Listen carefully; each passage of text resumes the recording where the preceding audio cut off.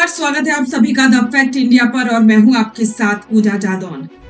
राजस्थान में विधानसभा चुनाव अभी काफी दूर है, लेकिन माहौल को देखकर ऐसा लग रहा है कि चुनाव अभी आने वाले 1-2 महीने में ही होने वाले हैं, क्योंकि जिस तरीके से तमाम नेता अपने आप को सीएम पद का प्रबल दावेदार बनाने की कोशिश में जुटे हैं, उससे एक बात तो साफ है कि आने वाला जो चुनाव होगा 2028 का, वो काफी दिलचस्प होगा।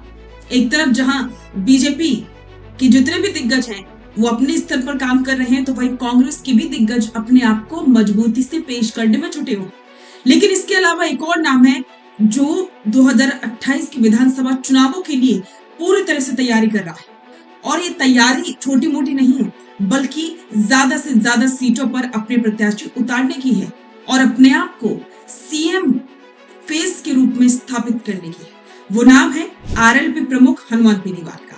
लेकिन यह सवाल यह है कि क्या वाकई में सिर्फ जाटों के दम पर बेनीवाल मुख्यमंत्री बन पाएंगे, क्योंकि जाटों के अलावा भी राजस्थान में वोट बैंक ऐसा है जिसके बिना कोई भी चुनाव जीतना मुश्किल है।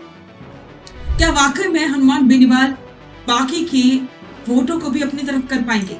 बेनीवाल ने जब धरना प्रदर्शन दिया था एसआई भर्ती परीक्षा रद्द करने को लेकर पिछले साल, तब उन्होंने सीधे तौर पर कह दिया था कि वो एक मौका राजस्थान की जनता से चाहती है, और अगर ऐसा हुआ तो वे राजस्थान से भ्रष्टाचार मिटा देंगे।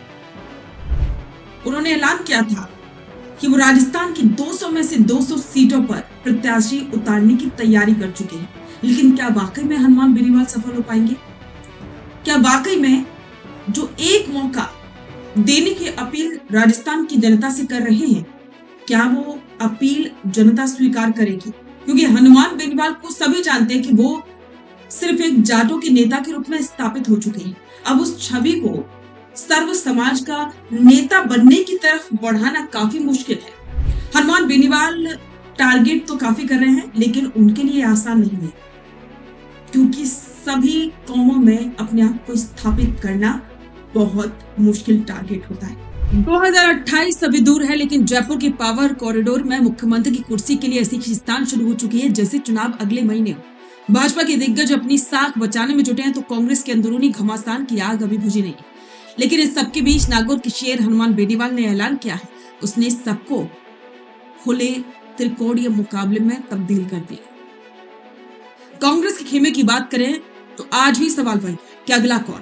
अशोक गहलोत भले ही सत्ता से बाहर हो, लेकिन उनके जादू की चर्चा अब भी कम नहीं। वे आज भी अपनी सक्रियता से ये संदेश दे रहे हैं कि मैं था, मैं हूं और मैं ही रहूंगा। तो वही दूसरी तरफ सचिन पायलट की खामोशी किसी बड़े तूफान की आहट जैसी। पायलट का गांव-गांव जाकर लोगों के बीच बैठना और बिना किसी पद की भी युवाओं की भीड़ बटोरना विरोधियों के माथे पर चिंता की लकीरें खींच रहा। सवाल यह है कि क्या 2028 में आलाकमान पायलट की किस्मत का ताला खोलेगा, या फिर जादूगर का पिटारा कोई नया दाव चलेगा? अब बेनीवाल की बात करें, राष्ट्रीय लोकतांत्रिक पार्टी के सुप्रीमो हनुमान बेनीवाल अब केवल नागौर या बाड़मेर तक सीमित रहने की मूड में नहीं है। बेनीवाल ने ऐलान कर दिया है कि 2028 में उनकी पार्टी राजस्थान की सभी 200 सीटों पर चुनाव लड़ेगी। बेनीवाल की आंखों में मुख्यमंत्री बनने का सपना साफ झलक रहा है। वे अब पूरी तरह से एक्टिव मोड में आ चुके हैं और गांव-गांव जाकर तीसरे मोर्चे को मजबूत कर रहे हैं। सियासी जानकारों की माने तो ये काफी दिलचस्प। बेनीवाल का ये कहना है कि अब जनता इन दोनों बड़ी पार्टियों के खेल को समझ चुकी है, लेकिन तंज कसने वाले कह रहे हैं कि हनुमान जी की गदा इस बार कितनी सीटों को पार लगाएगी, ये तो वक्त ही बताएगा। भाजपा के भीतर भी कुर्सी की रेस कम दिलचस्प नहीं है। मुख्यमंत्री भजनलाल शर्मा जहां विलेज मॉडल से अपनी पैठ बना रहे हैं, तो वहीं पार्टी के पुराने दिग्गज अपने अनुभव की पोटली थामे इंतजार कर रहे हैं। वसुंधरा राजे का झालावाड़ में सक्रिय होना और दुष्यंत सिंह की पदयात्रा में सिंधिया परिवार की विरासत को याद करना, ये बताता है कि महारानी अभी रेस से बाहर नहीं हुई। राजस्थान की जनता देख रही है कि कैसे नेताजी लोग जनता के मुद्दों से ज्यादा अपनी तैयारी पर जोर दे रहे हैं।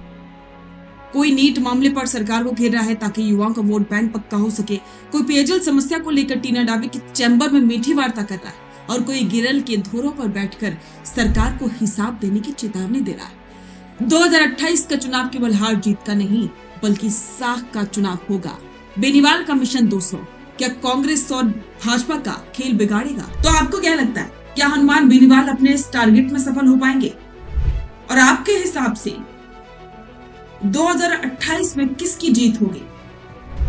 बीजेपी, कांग्रेस या फिर कोई तीसरा मोर्चा ही राजस्थान में सरकार बनाएगा? और अगर सरकार बनती है तो कौन होगा राजस्थान का अगला मुख्यमंत्री? अपने विचार कमेंट बॉक्स में साझा करें और बने रहें द फैक्ट इंडिया के साथ। रुकिए और जरा ध्यान से सुनिए। क्या आप हमारी इन खबरों से अपने व्यापार को भी बढ़ाना चाहते हैं? तो आप भी खबरों के दौरान इस तरह के एलिमेंट्स पर अपना विज्ञापन दे सकते हैं, या फिर ऐसे खबर के 1 मिनट बाद अपना पूरा विज्ञापन डलवाएं, जो कि 8 लाख से ज्यादा सब्सक्राइबर्स और फॉलोअर्स वाले द फैक्ट इंडिया चैनल्स और पेजेस से राजस्थान के कोने कोने में पहुंचेगा, और इससे आपका व्यापार, ब्रांड सब कुछ बढ़ेगा।